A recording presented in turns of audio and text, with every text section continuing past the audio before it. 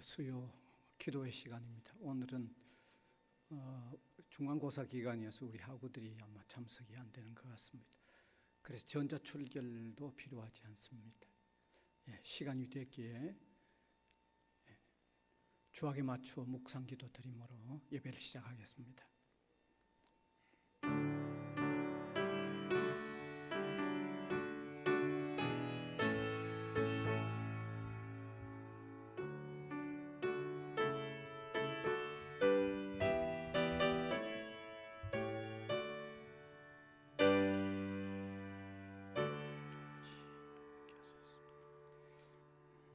찬송가 369장.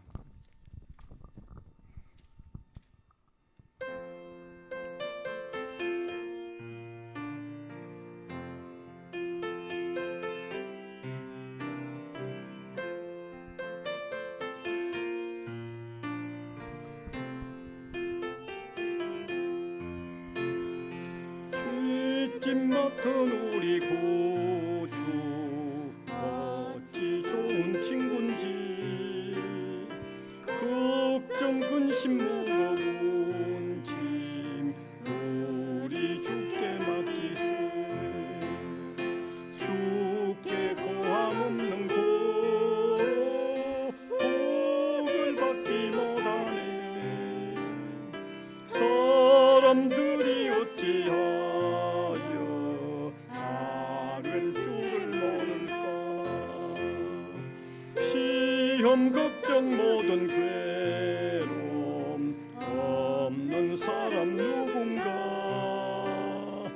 부질없이 낙심 말고 기도드려 아뢰세. 이런 진실하신 친구 찾아볼 수 있을까. 우리 약함하시오니 어찌 아니하릴까. 근심 걱정 무거운 짐 아니 진짜 누군가. 피난처는 우리 예수 주께 기도드리세. 세상 친구 멸시하고 너를 조롱하여도 예수 품에 안기어서 참된 위로 받겠네. 3절 다시요. 근심 걱정 무거운 짐 아니 진짜 누군가. 피난처는 우리 예수 주께 기도드리세. 세상 친구 멸시하고 너를 조롱하여도 예수 품에 안기어서 참된 위로 받겠네. 아멘. 기도드리겠습니다. 수고하고 무거운 짐진 자들아 다 내게로 오라. 내가 너희를 쉬게 하리라고 우리 범죄하여 무거운 짐을 지고 있는 사람들을 초청하시는 것을 감사를 드립니다.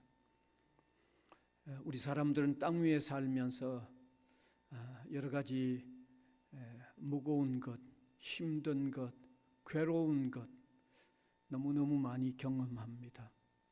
그래서 사람들 가운데는 삶을 포기하는 사람들도 계속하여 일어나고 있는 삶입니다. 참된 위로가 필요한 사람들입니다. 참된 방향의 삶의 걸음을 인도받아야 할 필요가 있는 사람들임을 절감하는 저희들이 되게 하여 주셔서 하나님의 능력의 손길을 바라보는 저희들이 되게 하여 주시고 하나님의 놀라운 인도하심을 사모하는 이런 간절한 마음들이 되는 저희들이 되게 하여 주시기를 원하옵고 바랍니다. 정말 겸손한 마음으로 회개하는 마음으로 주님께 나와 주님의 인도를 간절히 바라는 마음이 되면 하나님은 그 마음에 위로와 힘을 더하여 주시는 것을 믿습니다. 사랑하는 주님, 이 저녁 시간도 잠시 기도하여 하기 위하여 여기 모인 우리들 한 사람 한 사람의 형편과 처지를 가장 잘 아시는 줄 압니다. 힘들고 어려운 짐들을 주님 앞에 내려놓게 하여 주시고 주님이 또 도와주시는 가운데 위로를 받고 힘을 얻을 수 있도록 은혜를 베풀어 주시기를 원합니다. 살아가면서 생각으로 혹은 행함으로 말로 잘못했던 일들이 얼마나 많은지 모릅니다. 회개하는 마음 되게 하여 주시고 진실로 주님을 영접하면서 회개할 때 주님의 사유의 음성을 들을 수 있는, 그래서 그 마음에 평안이 있고 기쁨이 있고 사죄받은 자의 삶에 펼쳐지는 놀라운 즐거움이 있도록 하나님 이 시간도 역사하여 주시기를 원하고 바랍니다. 사랑하는 주님, 주님께서 우리 학원 안에 교회를 세워서 이 학교의 복음화를 또 이루어 가도록 인도해 주셨사오니 이 일을 잘 감당하는 교회가 되도록 우리 모든 성도들이 깨어 기도하면서 열심히 복음을 전하는 교회가 되게 하여 주시기를 간절히 바라옵고 원합니다. 코로나의 상황으로 한국 교회의 성도들 숫자가 많이 줄어들어 있는 때이지만 우리 교회가, 우리 한국 교회가 더욱 기도하면서 주님의 도우심과 주님이 구원하는 사람들을 더욱 교회가 받아 수용할 수 있도록 인도해 주시기를 원하옵고 바랍니다. 사랑하는 주님, 이 시간도 온 세계 만방으로 흩어져 나가 복음을 전하는 선교사님들 위해 함께하여 주시고 힘겨운 가운데 있지만 주님을 바라보면서 위로를 얻고 힘을 얻게 하여 주시옵소서. 그들이 복음사역, 선교사역에 온 노력을 기울일 때 하나님께서 선한 결실, 좋은 열매들을 주시기를 원하옵고 간절히 바랍니다. 사랑하는 주님, 우리 교회의 성도들 흩어져 지내지만 보호하여 주시고 인도하여 주시옵소서.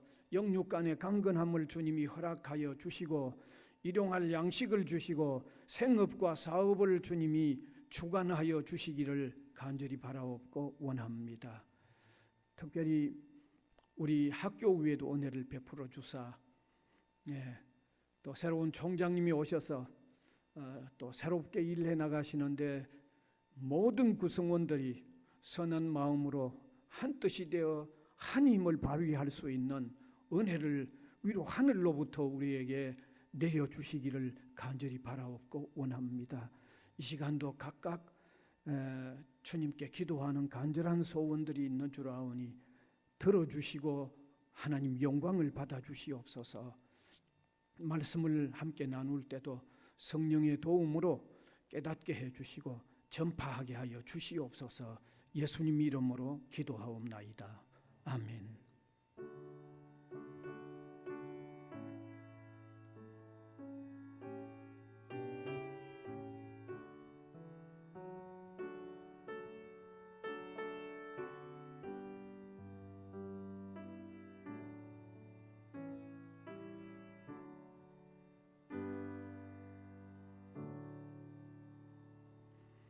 하나님의 말씀은 누가복음 9장 1절에서 6절까지 되겠습니다. 누가복음 9장 1절에서 6절. 제가 한 절, 우리 회중이 한 절 교독해서 읽어내려 가겠습니다. 예수께서 12 제자를 불러 모으사 모든 귀신을 제어하며 병을 고치는 능력과 권위를 주시고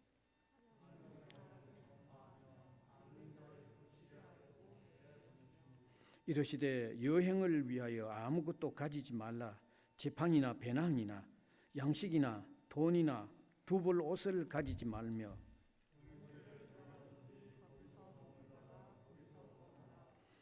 누구든지 너희를 영접하지 아니하거든 그 성에서 떠날 때에 너희 발에서 먼지를 떨어버려 그들에게 증거를 삼으라 하시니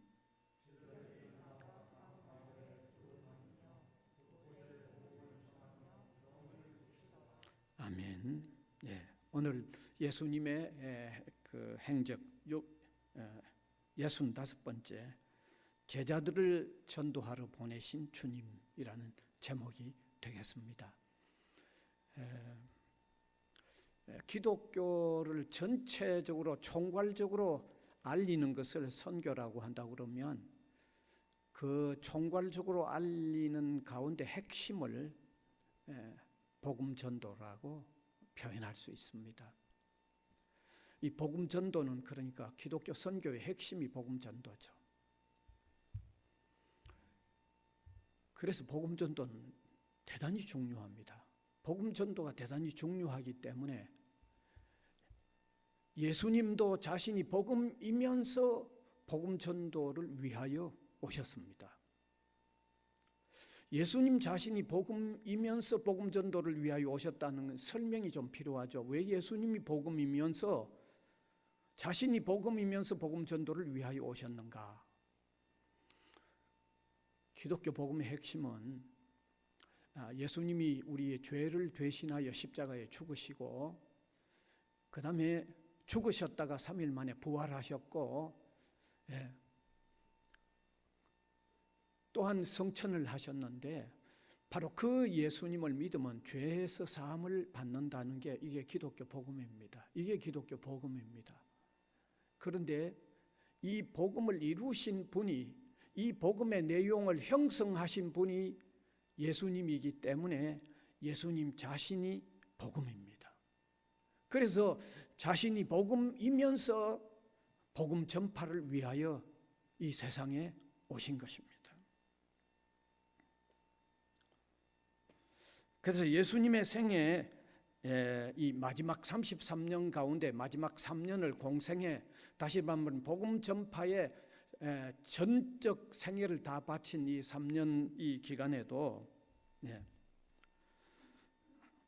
복음 전파를 위해서 그분이 자라나셨던 이 나사렛 주변, 갈릴리 주변에서 복음 전파를 하셨고 또 갈릴리 주변에서 제자들을 선택하여 훈련하셨고 파송하는 일을 하셨던 겁니다. 그런데 오늘 읽은 이 본문은 예수님이 갈릴리 지역에서 복음 전파를 시작하셨던 후기에 제자들을 훈련한 다음에 제자들을 복음 전파하기 위하여 보내는 그런 내용입니다. 제자들을 복음 전파하기 위하여 파송하는 그런 내용입니다. 그래서 이 제자들을 파송하면서 그들에게 무엇을 주셨고 그 다음에 복음 전파를 떠나는 그 제자들이 어떤 것은 가지고 가지 말아야 할는지 가지고 가지 말아야 할 것이 무엇인지를 말씀하셨었고 그 다음에 세 번째로는 복음 전파를 받아들이지 않는 사람들에게는 어떤 태도를 보일 것인지를 말씀하신 거죠. 그래서 오늘 우리 기독 신자들은 누구나 할 것도 없이 복음 전파에 귀중한 사명을 가지고 있는데 이 말씀으로 통하여 우리가 또 참고해야 될 또 우리가 깨달아야 할 그런 중요한 의미가 있는 것을 발견할 수 있습니다. 그래서 그 내용 하나하나를 한번 해석을 해보겠습니다. 첫째, 예수님은 제자들을 파송하시면서 그들에게 능력과 권위를 주셨습니다. 제자들을 복음 전파하러 보내면서 능력과 권위를 주셨습니다. 오늘 1절과 2절을 읽으면 알 수 있습니다. 같이 한번 읽어봅시다. 시작. 예수께서 12제자를 불러 모으사 모든 귀신을 제어하며 병을 고치는 능력과 권위를 주시고 하나님 나라를 전파하여 앓는 자를 고치게 하려고 내어 보내시며 그랬습니다. 여기 귀신을 제어하고 귀신을 내쫓고 그 다음에 병을 고치는 능력과 권위를 주시면서 복음 전도하러 보냈다는 겁니다. 왜 떠나는 복음 전도를 위하여 떠나는 제자들에게 이런 능력과 권위를 주셔서 보냈을까요? 예, 그 중요한 이유가 있습니다. 복음 전도의 사역에는 반드시 하나님으로부터 오는 능력과 권위가 필요하기 때문입니다. 반드시 필요하기 때문입니다. 다시 말하면 복음 자체가 하나님의 능력에 의하여 형성이 되었죠. 예수 그리스도를 보내주시고 우리를 위하여 죽게 하시고 예수님이 부활하시고 하는 이런 복음의 형성이 하나님의 능력에 의하여 형성되어졌는데, 하나님의 능력에 의하여 형성되어진 이 복음이 전파되어지는데도 역시 하나님의 능력이 필요하기 때문이죠. 예. 복음이 하나님의 능력으로 형성이 되어졌으면 그걸 전하는 사람도 하나님의 능력이 필요하기 때문에 능력과 권위를 주시는 것입니다. 그래서 복음을 전하는 사람에게도 반드시 능력이 필요합니다. 예. 세상에 다른 일은 자기 사람의 힘으로 어떻게 할 수 있을는지 몰라도요, 복음은요 하나님의 권위와 하나님의 능력이 필요합니다. 왜 그럴까요? 복음이 너무 소중하기 때문에. 복음을 전하는 자에게도 능력과 권위가 필요하다는 거죠. 복음 전하는 그 사람이 중요하기보다는 복음이 너무 소중하고 중요하기 때문에 복음 전파자에게도 권위와 능력을 주신다는 거죠. 여러분, 우리가 어떤 엄청난 소중한 것을 운반을 하는 책임자가 됐다고 하면 운반자가 소중해서 능력이 주기보다는 운반해야 하는 그 보배가 소중하기 때문에 운반하는 사람에게 권위도 주고 능력도 필요한 거예요. 그런 의미에서 예수님께서는 복음 전파자로서 제자들을 파송하면서 능력과 권위를 주시는 거죠. 이것을 우리는 신약 성경에서 잘 볼 수 있어요. 예수님이 제자들이 첫 기독교를 탄생하는 그 오순절에 그들이 나가서 복음을 외칠 때 하나님은 엄청난 능력을 주셨죠.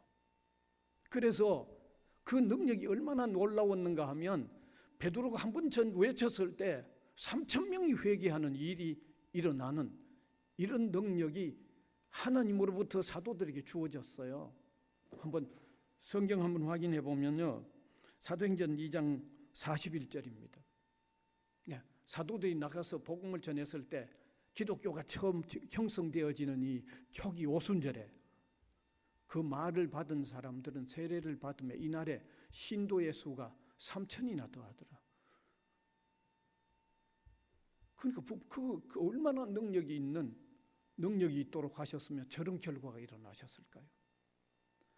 뿐만 아니라 예수님이 마지막에 하늘로 승천하시면서 제자들에게 온 세상에 복음 전파하라고 하는 아주 선교의 명령을 주셨죠. 마태복음 28장 19절에서 20절인데 18절에서 20절인데 그때도 제자들을 내보내면서 예수님 자신이 하나님으로부터 하늘과 땅의 모든 권세를 내가 받았다. 하나님으로부터 모든 권세를 내가 받았는데 권세를 받은 내가 너희 제자들을 보낸다고 하는 말씀을 하신 것도 결국 복음 전도자에게는 하나님이 권세와 권위를 주신다는 것을 알 수 있죠. 여기 예수께서 나와 일러 가라사대 하늘과 땅의 모든 권세를 내게 주셨으니 그러므로 너희는 가서 모든 족속으로 제자를 삼아 아버지와 아들과 성령의 이름으로 세례를 주라고 말씀하셨는데, 바로 여기에도 제자들을 파송하는 예수님 자신이 하나님으로부터 하늘과 땅의 모든 권세를 가지고 받아 있다는 말씀은 복음 전도자에게 권세와 능력을 주실 수 있는 분임을 밝혀놓은 거죠. 그래서 하나님은 능력을 주시면서 복음을 전파하도록 하셨다는 것입니다. 다시 말하면 복음은 사람의 수단으로 전해지는 게 아니라는 그 말입니다. 예. 다른 어떤 것은 사람의 수단으로 어떻게 할 수 있을는지 몰라도 복음이 전해지고 그 복음이 사람의 심령을 일깨워서 예수 믿게 하는 일은 사람이 할 수 있는 일이 아니라 하나님의 능력이 하는 일이기 때문에 전도자를 보내면서 능력과 권위를 주신다고 말씀을 하신 것입니다. 이해를 하시죠? 예. 그 다음에 두 번째, 귀신을 제어하며 병을 고치는 사역도 같이 행하여 기독교 선교 사역이 이루어지도록 하셨다는 것을 보여줍니다. 여러분, 예수님이 제자들을 보내면서 복음을 전하도록 하셨고 동시에 귀신을 제어하고 병을 고치는 이 은사와 능력도 주셨습니다. 이것은 특별히 제자들에게 복음을 전하면서 정말 어려운 중에 있는 사람들, 아픈 사람들, 삶이 너무 힘든 사람들을 돕고 섬기는 선교 사역을 같이 하도록 하기 위해서 병을 고치도록 하고 귀신을 내어 쫓게 하셨던 것입니다. 여러분, 제가 거듭 말씀드리지만 기독교의 핵심 내용을 전하는 것은 복음 전도이지만 기독교가 사랑의 종교이고 사람들을 긍휼히 여기는 하나님의 마음을 포괄적으로 전체적으로 다 행하는 사역이 선교입니다. 그러니까 핵심인 복음 전파를 하기 위하여 보내면서 기독교를 총체적으로 알리는 어려운 중에 있는 사람들, 귀신 들린 사람, 각종 질병에 걸린 사람, 힘든 사람들을 도와주는 총체적인 의미의 선교 사역을 하기 위하여 바로 병자도 고치게 하시고 귀신 들린 자도 쫓아내는 이런 사역을 겸해서 하도록 하셨다는 것을 우리가 알 필요가 있습니다. 그래서 교회는 복음을 핵심적으로 전할 뿐만 아니라 주변에 힘들고 어려운 사람들을 섬기고 도와주는 이런 일도 함께하는 사역을 펼쳐야만 그게 제대로 된 선교라고 하는 것을 오늘 예수님이 제자들 보내면서 복음도 전하면서 또 다른 사람들을 섬기는 일을 하도록 하는 이 내용으로 통하여 우리 교회가 정말 진지하게 깨달아야 될 겁니다. 그다음 세 번째는 복음 전도를 위한 여행에 아무것도 가지고 가지 말라고 말씀하셨어요. 예. 오늘 본문 3절과 4절 보면 되어 있습니다. 같이 한번 읽읍시다. 이르시되 여행을 위하여 아무것도 가지지 말라. 지팡이나 배낭이나 양식이나 돈이나 두벌 옷을 가지지 말며 어느 집에 들어가든지 거기서 머물다가 거기서 떠나라. 여러분, 이 얘기는 참 어떻게 보면 좀 이해가 안 되죠. 왜 이해가 안 됩니까? 아니, 복음을 전하러 여행을 떠나면 그 전도 여행 혹은 선교 여행이라고 하는데 가져가야 될 게 더 많잖아요. 그렇잖아요. 어떻게 빈손으로 가면 어떻게 합니까? 그런데도 예수님이 제자들 보내서 가지고 가지 말라고 그랬어요. 왜 그랬을까요? 여긴 두 가지 의미가 있습니다. 첫 번째 의미는 사람이 자기가 가진 것 의지하려고 할까봐 오직 전폭적으로 하나님만 의지하라고 하는 그런 의미에서 가지고 가지 말라고 하셨던 겁니다. 예. 그래서 우리 선교사를 파송하는 방법도 여러 가지가 있는데 그 가운데 페이스 미션이라고 하는 게 있어요. 신앙 선교. 그런 데는요, 떠날 때 후원자도 모집하지 말고 그냥 떠나라고 하는 게 바로 이런 정신에서 나왔어요. 오늘 예수님이 말씀하신 정신에서 나왔어요. 그 페이스 미션은 오직 하나님만 의지하고 그냥 떠나라. 후원자도 모집하지 말고 어떤 것도 가지고 가지 말라고 하는 이런 그 형태의 선교가 페이스 미션인데, 예.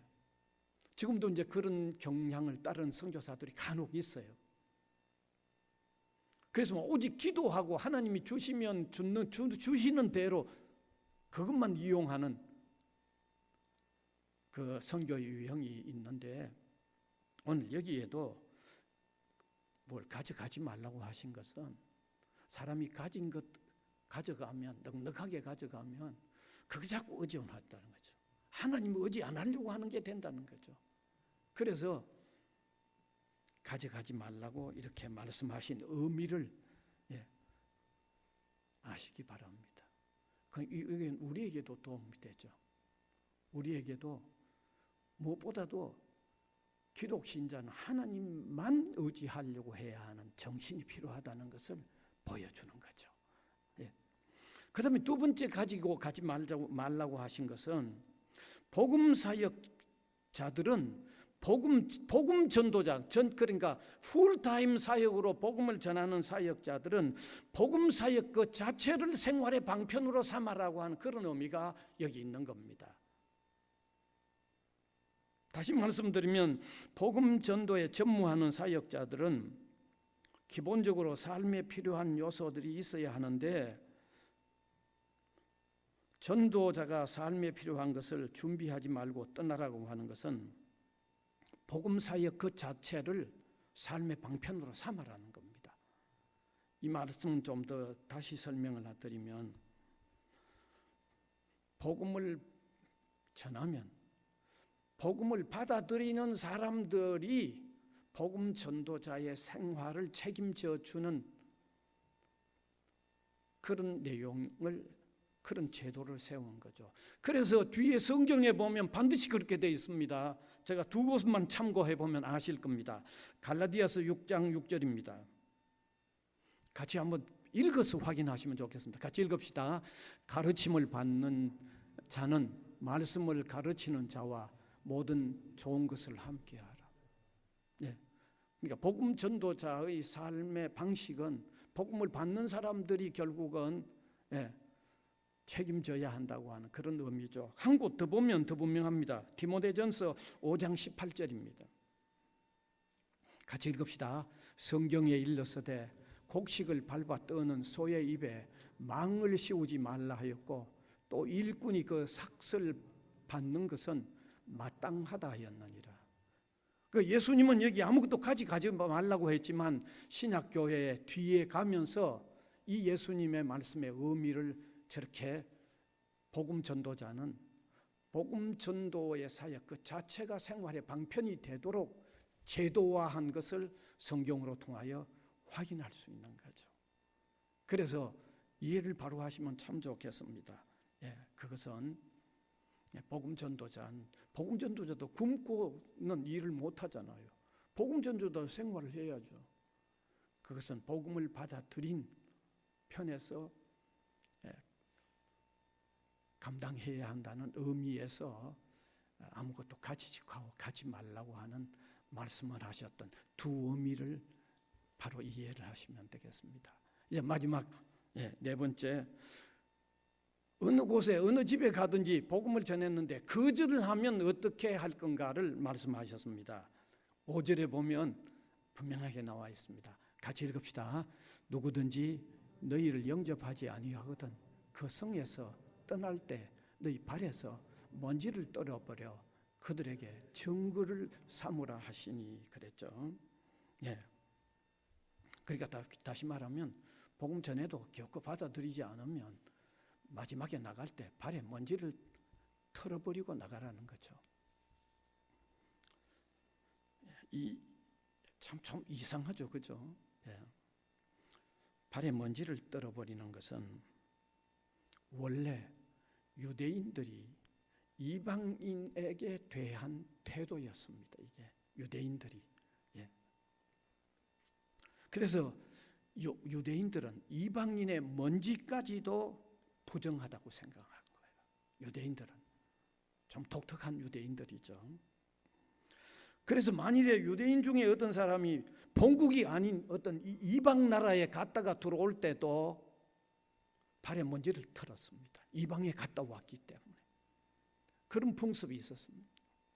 그런데 여기 복음을 받지 아니하거든 집에서 먼지를 떨어버리라고 하는 것은 결국 복음을 받아들이지 않으면 그건 이방인이니까 이방인 대하듯 하는 어떤 정표를 삼는 거죠.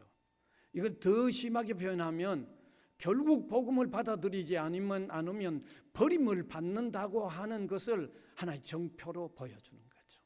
예. 결국 복음을 받아들이지 않으면 먼지 터는 것으로 통해서 준엄한 심판이 있다는 것을 정표 삼는 행위로서 발에 먼지를 떨어버리라고 하셨던 겁니다. 예. 그래서 우리가 여기서 이제 마지막으로 한번 결론적으로 말씀할 수 있는 것은 복음이 전파되어질 때 정말 받아들여야 되죠. 그 받아들이지 않는 것은 결국 최종적인 심판이 있다는 어떤 정표로서 먼지를 떨어버리는 그런 어떤 것을 예수님이 행하게 한 것은 결국 복음을 받아들이지 않으면 최종적인 심판이 있다는 것을 좀 더 구체화하는 모습으로 나타낸 겁니다. 이 시간에 복음을 받을 때 정말 겸손한 마음으로 받아들여서 영원한 축복을 받는 이런 마음들을 다시 한번 가다듬는 저와 여러분이 될 수 있기를 간절히 바랍니다. 은혜의 주님 감사를 드립니다.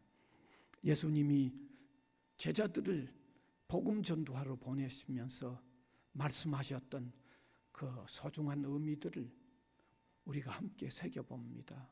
먼저 진실로 믿는 우리는 복음 전도의 책임이 또한 있기 때문입니다. 이 말씀으로 통하여 우리가 귀한 것을 깨닫게 하여 주시고 특별히 아직도 주님을 영접하지 못한 사람들, 이 먼지를 떨어버리라고 하는 의미 속에 담겨있는 이 소중한 사실을 깨달아 겸손히 복음을 받아들이는 복된 사람들 되도록 은혜를 베풀어 주시옵소서. 예수님 이름으로 기도하옵나이다. 아멘. 찬송가 516장입니다.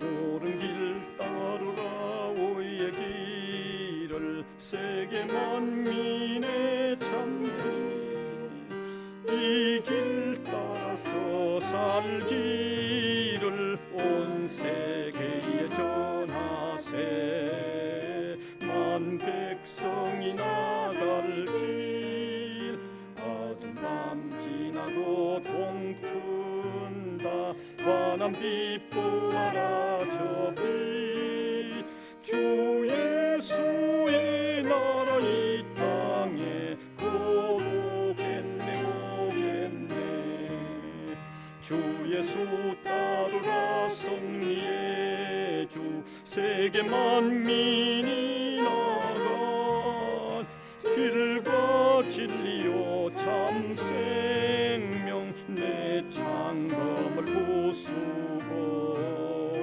다 따르라 화평원 어두운 밤 지나고 동튼다 환한 빛 보아라 저 빛 주 예수의 나라 이 땅에 곧 오겠네 오겠네 놀라운 이 소식 알리어라 세계 만민을 구하려 내 주 예수를 보내신 참 사랑의 하나님 만 백성이 따를 길 어두운 밤 지나고 동튼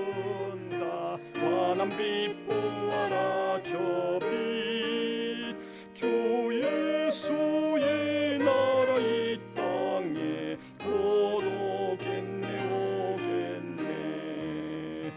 고난길 헤치고 찾아온 길 많은 백성을 구한 길 모두 나와서 믿으면 세상 마침내 이 진리에 살겠네.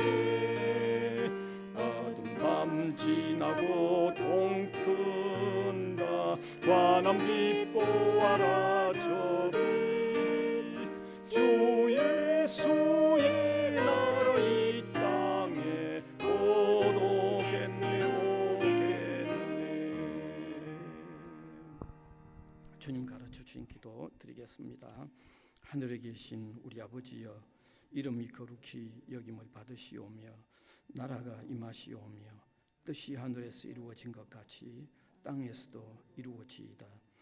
오늘 우리에게 일용할 양식을 주시옵고 우리가 우리에게 죄 지은 자를 사하여 준 것 같이 우리 죄를 사하여 주시옵고 우리를 시험에 들게 하지 마시옵고 다만 악에서 구하시옵소서. 나라와 권세와 영광이 아버지께 영원히 있사옵나이다. 아멘.